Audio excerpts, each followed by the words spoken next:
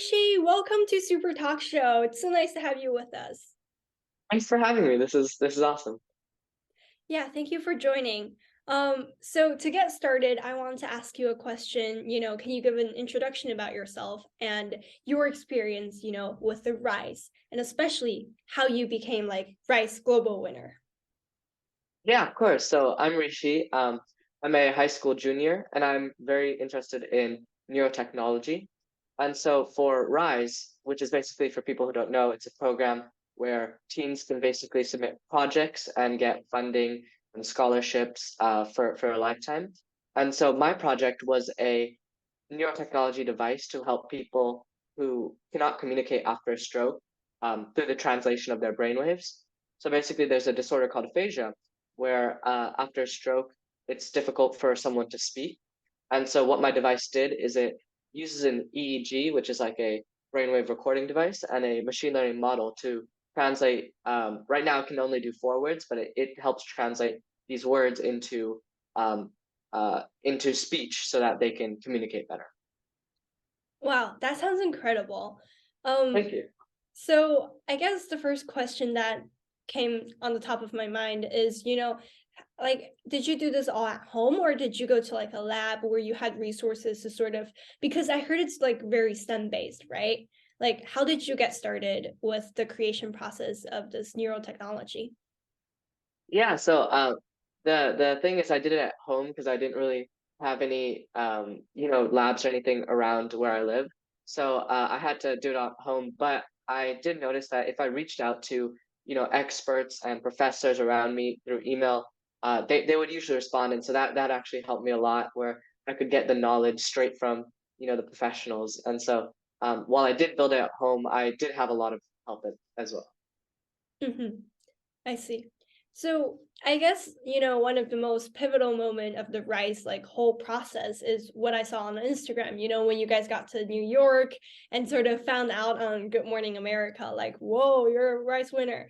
So I guess I want to hear like how was that experience for you? And what did you know going into New York?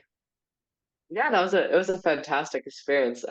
Basically, like I was in the middle of school and I got a call from an unknown number and I was really confused. And so I ended up just answering it and it on the other line it was like, hi, this is Aiko from Rise. And we were wondering if you wanted to do a press interview. And so I was thinking like maybe it'd be like something small, like a newspaper or something. Um, and then they forwarded me an email that was like, oh, do you want to be on Good Morning America? And I was like, of course, And so over it was only in like 2 weeks. So we had like a 2 week preparation time. And so I was like really stressing out because I didn't know what was gonna happen. So we exchanged like all this information really quick, like forms, medical information, booking information for tickets. And for my school as well, I was gonna miss like a whole week of school. So I had to talk to all my teachers, got all that information, and I had like a couple of days to do all that. So it was really stressful. And then when we got there too, it was like there was so much packed into like 3 or 4 days that it was an amazing experience. Wow. So yeah, I guess that's all the questions I had for Rise. It's such a prestigious competition. And your whole like YouTube video, or I don't know, like Instagram video of you guys just finding out it was like just there on Instagram. But I do want to ask a little bit about like you as a high school student. How do you balance creating a whole neural technology for people with stroke and the day-to-day tasks of just, going through high school? What's your time management strategy for us? Well, I try to like it's not too complex. It's actually kind of simple. I just like write down all my tasks and kind of Mhm. estimate how much it would take.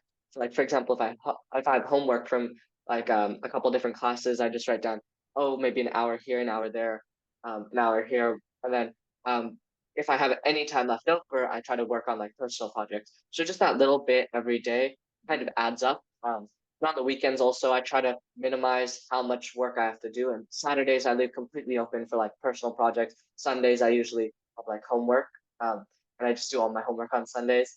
Um, and I also try to like, get a lot of sleep because I know in high school a lot of students are sleep deprived, but I can't No, anything less than 8 hours of sleep, or otherwise I that's all my energy for the day.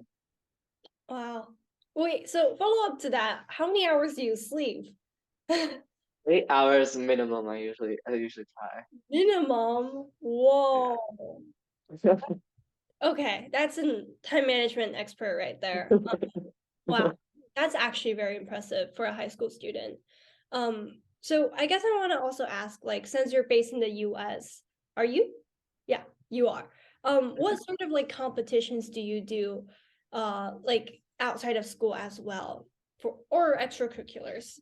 Because it's Mhm. for me, I think it's like very good, accessible there compared to someone like me in third world countries. No, not third world countries, but as third culture kids, where people don't speak English here.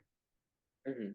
Yeah, so we have a couple of opportunities, especially like our school provides, like for example, like clubs on campus and stuff like that. So try to do like computer science club, the science bowl club. We also have like community run organizations. Like for example, I do robotics, and we actually had a tournament yesterday, so that was fun. But uh, I just try to, do whatever I feel passionate about. And I think that's the main thing because a lot of high school students try to like overextend themselves and they lose interest quickly. And so if you just keep on doing what you're passionate about, you have that amount of energy that you can devote to those three or four things, and then you get very far in them. Mm, yeah, I see. And I guess the last questions I have for Super Talk Show is I ask this to every super guest, like if there's one tip or advice you can give, like a final quote from you for our super audience aspiring to be as successful as you are, what would that be? Well, I wouldn't say I'm very successful right now, but I, oh, this is a good question. Let's Mhm. see. I think that being passionate about whatever you're doing is definitely something you should keep in mind. But if there's one thing I have to leave you with, I guess it would be think about the future and especially what you want to contribute to the world. Because a lot of people try to, you know, pursue whatever they think in the short term might make them happy or successful, but in the long term, uh, you need to have like patience and pursue what will be of benefit to you in the future. So instead of focusing on short term goals, focus on that one long term goal and how can I get there every day. Wow.